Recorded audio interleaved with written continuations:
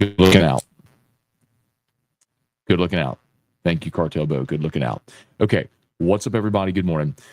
Welcome to a Thursday edition of Morning Scone presented by Brock, the manager of the Clinic, Parish Construction and Roofing. You need an orthopedic, go to Brock. You need a roof, call Parish. Unique Physique, uniquephysique.com, restored motions, restoredmotions.com, and on Fire Athletes platform powered by GameCoin. Okay.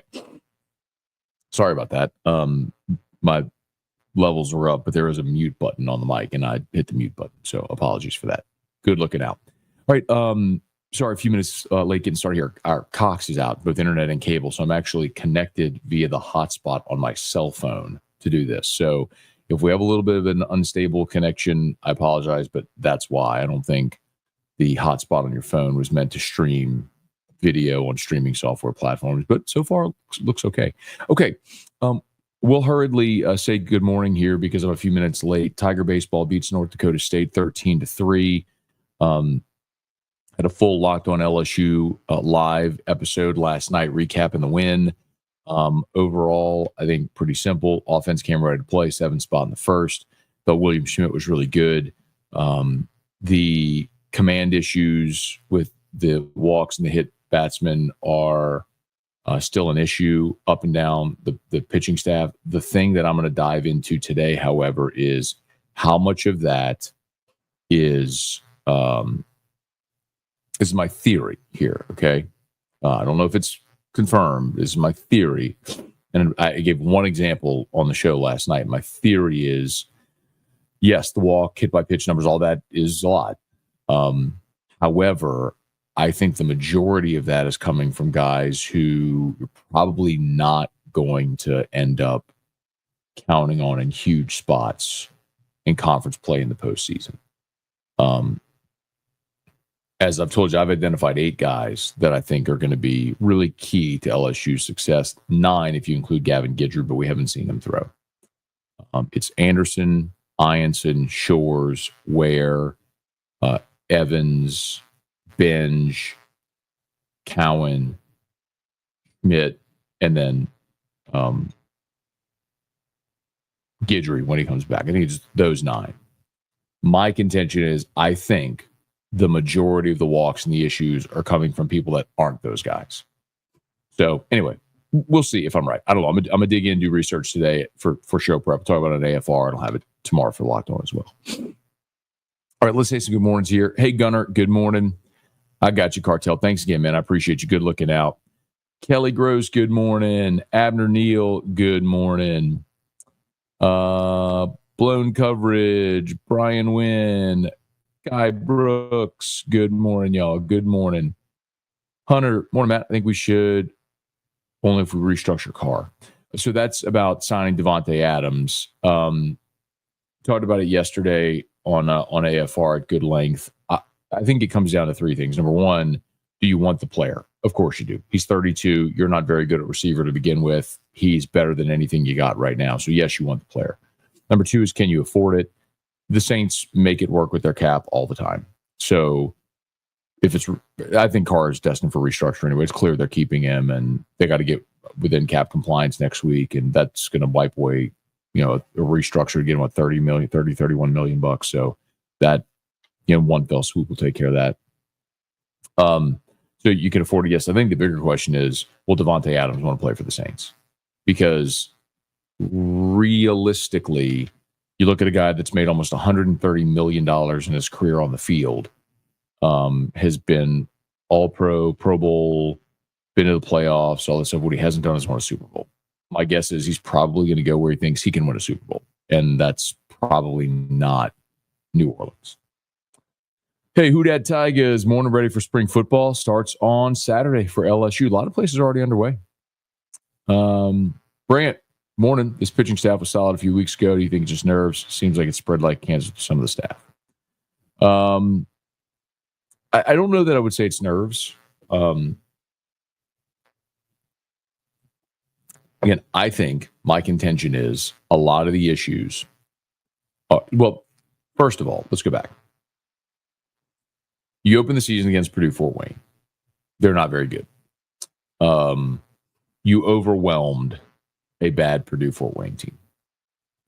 You played much better competition this past week in Texas when you to Arlington and the 3 games in Frisco. Played much better competition. So it should have been a little more difficult, which it was. North Dakota State was not very good at all, as evidenced by the results the last 2 days. I think you played sloppy and it compounded your issues. But again, seeing Grant Fontenot, Cooper Williams, Maverick Rizzi, guys like that have command issues and walk guys and hit guys and throw wild pitches. Like, just not super worried about that, because my guess is when LSU's playing a 3-game series, the box against Tennessee, or when they get to, a super regional, those aren't the guys that are going to be pitching. So I want to see those guys get out there and get innings and get work, and get better and improve. But I'm not going to I would, if Cade Anderson was walking 6 guys and hitting 3 guys and throwing 3 wild pitches, like, I'd be concerned. But he's not. Zach Cowan, Connor Benj have been good for you. I'm going to go dig in the numbers today, but that's why I'm not overreacting as of now. Now, I may be wrong, and how Jay divvies up the roles in the innings may be differently, but now it's kind of how I think it goes. Sean, good morning. Hope you had a warranty on your windshield. Thought it was a boyfriend. So yesterday we did an in-transit edition, and I literally on Saturday got a new windshield. It had a giant crack, like that ran the length of my windshield. Saturday got a new windshield. We're doing an in-transit edition, and boom, rock hits the middle of my windshield.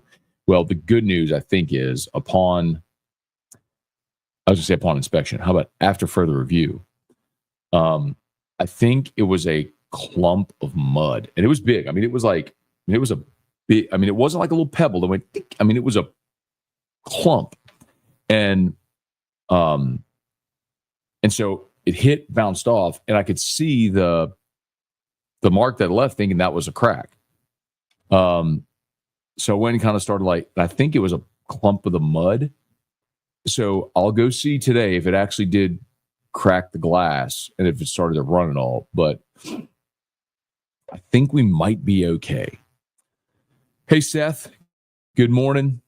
Brett, good morning. Reed, good morning. Metcalf requested trade, should be worth a 3. No. I think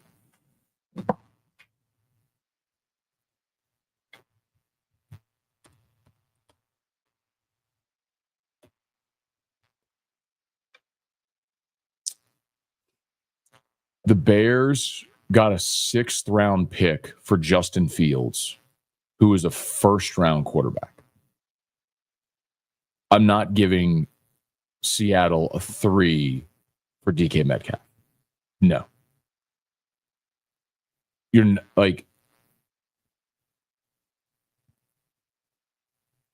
you can ask for whatever you want. You're not going to get what you want or what you think he's worth. So no, I would not give up a 3 for DK Metcalf.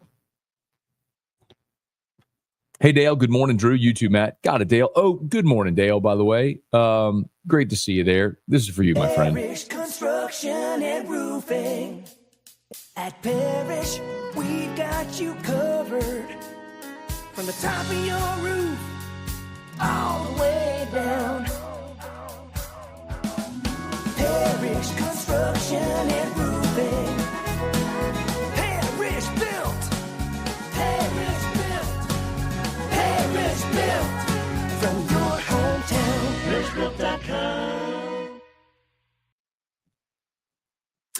Okay, Parish Construction and Roofing. Remember, if you need North Peters, go to Brock and Roof. Give a shout at Parish. Had all that awful weather come through on Mardi Gras. So if you had an issue, Parish can help you out. We'd love to help you. Just go to ParishBuilt.com, ParishBuilt.com. Or just, if you want, I'm happy to facilitate. Y'all can message me. You can text me on my text line, 225-396-4400, 396-4400.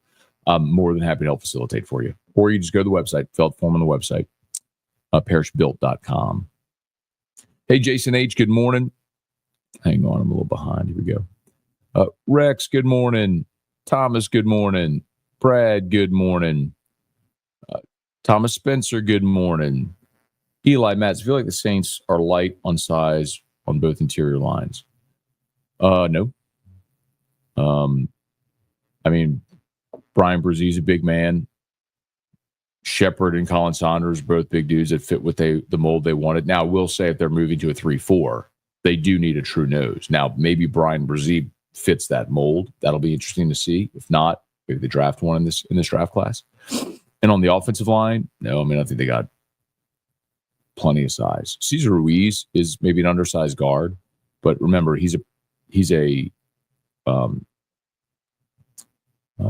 true center who's playing guard because Eric McCoy is a great center who happens to be a big center. So, but no, I don't think they're light. Tiger Diver, word on the D-line coach. Shea came on AFR yesterday and said that it's not going to be Al Davis. So I haven't heard an update on what happened there. He was certainly Monday the leader in the clubhouse. I know I told you the name. I gave you the names that I had heard, and it's not to say it's a complete list, but so I'll always say, always say, it is never done until it's done, which is true. It just never is. I mean, you can have someone who it seems like it's going to get done, but you just never know, man, until the deal is agreed upon, papers are signed. You have so many different variables from buyouts, contracts, and wording and contracts and all kind of stuff. But here you go. So Al Davis and Randall Joyner seemed like two of the ones that were near the top of the list. Joyner, certainly there's a money issue there. I know he's been extended by Ole Miss now. The others were, here it is, Patrick Hill, Brandon Dedrick, and Travian Robertson. As of Monday, those are the names that I was told. So Patrick Hill was a Vikings D-line, assistant D-line coach, played in the NFL. Kelly's first year in Baton Rouge, Patrick Hill was a analyst on the LSU staff, spent the last 2 years with the Vikings. Brandon Dedrick played at Alabama. He spent the last went in the NFL, spent the last 2 years as an analyst at Ole Miss, just got hired as the D-line coach at Southern Miss. And then Travian Robertson, who is the South Carolina defensive line coach. Those are the names I've heard that LSU's either contacted or had interest in. Again, also was told like they weren't going to do anything until after Mardi Gras. So now we're after Mardi Gras. Do they do something before spring practice? I don't know. In the meantime, if they hit the practice field on Saturday and they don't have this finished, Kevin Peoples coaches the whole defensive line. You got Jamari Rasker there as well. So I know I'm repeating myself, but that's kind of been the plan.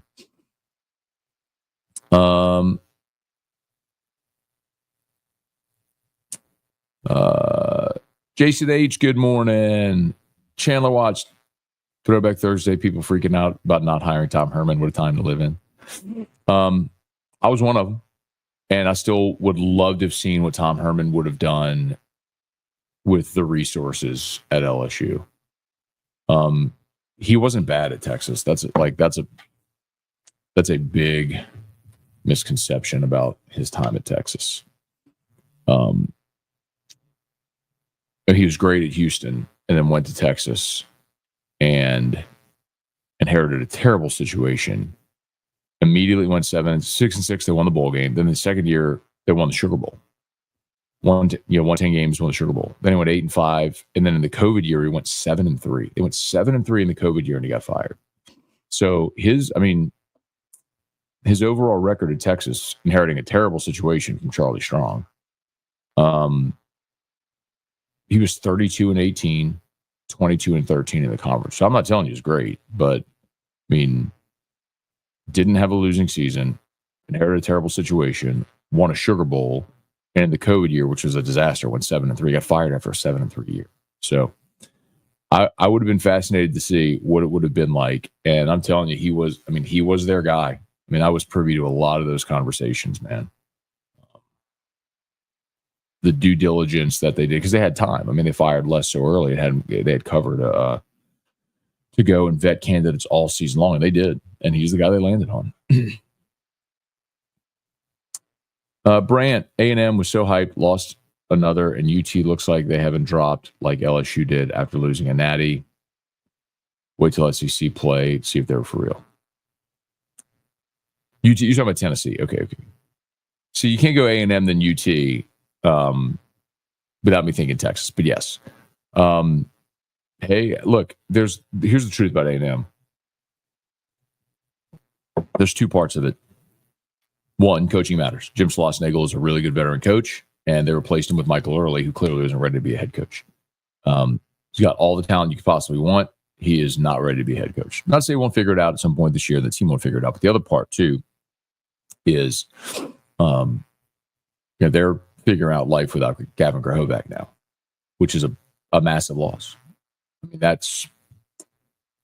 imagine if you took Bear Jones off of, that may not be one way. Because Laviollette's their best player. I don't know if there's a comp right now for LSU. I mean, think 2023 if you lost Tommy White. You have Dylan Cruz, but what if you lost Tommy White? It's huge. I mean, it's a massive loss. Any concern? Our starters seem to struggle around the fifth inning. We need to go them 6, 7, come SC times. So first of all, Reed, you don't need them to go 6 or 7. That would be awesome if they did. But you don't need them to go 6 or 7.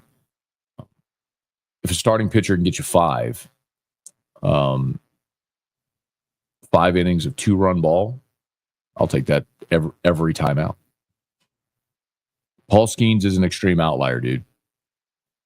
Especially at the college level. You don't see it a ton. Tiger Poppy, good morning. Tim Gotro, good morning. Thomas, skip the press box talking about Scone. Skip in the press box talking about Scone and Catholic High.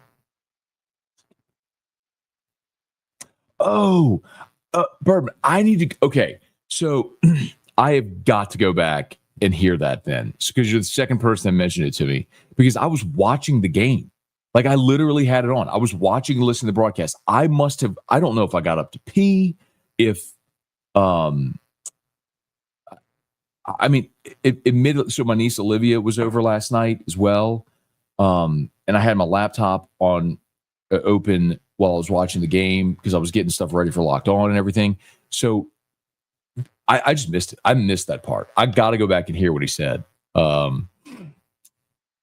Anyway, Skip's awesome, man.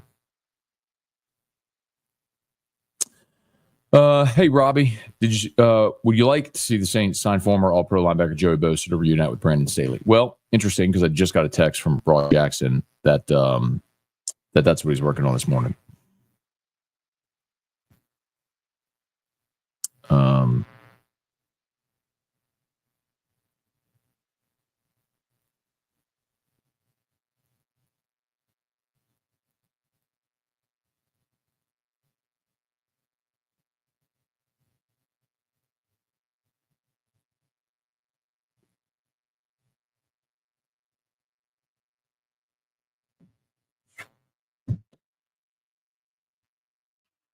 Oh, 7:45. I got to get going. Hey, Gregory Gordy. Good morning. All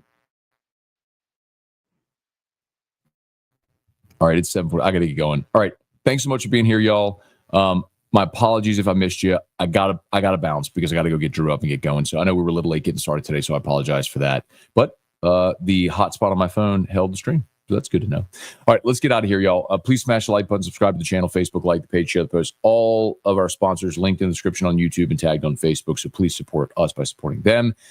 Locked on LSU's live. Also, my apologies. I did the game recap episode of Locked On, and then I did my regular Locked On episode, which I published to YouTube and totally forgot to publish the podcast because I'm an idiot. But I just did before we started this. So the Locked On LSU podcast. I had the game recap from last night, but then the full podcast as well, episode for today is up. So y'all check it out. All right, y'all have an awesome day. Thanks for being there.